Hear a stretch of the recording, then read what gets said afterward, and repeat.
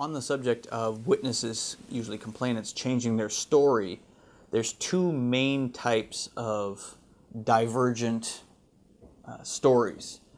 The first is recantation. The person recants. The person basically says, it never happened.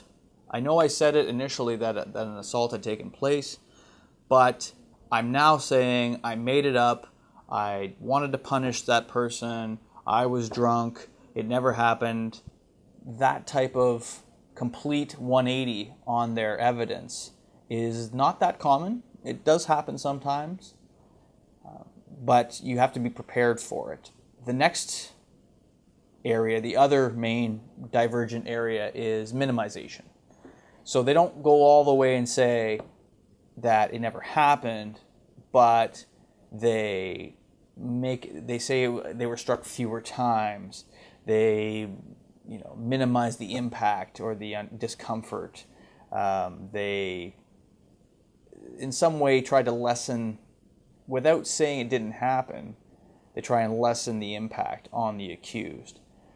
A full recantation will likely result in the Crown attorney at trial bringing an application before the judge to be able to cross-examine their own witness, i.e. the complainant, and putting their original statement to them and getting them to adopt the contents and basically say, I know you're saying it never happened, but you told us way back when that it did happen, and I suggest to you that you were telling the truth at that time.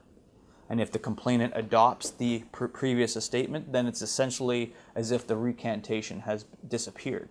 They've adopted the original statement. In the case of a minimization, sometimes the Crown will not seek to cross-examine because it's not enough for the judge to allow the Crown to cross-examine. It's not inconsistent per se, it's just minimizing the extent of the injury or the extent of the contact. So this video is as much for complainants as it is for people who are accused of domestic offenses.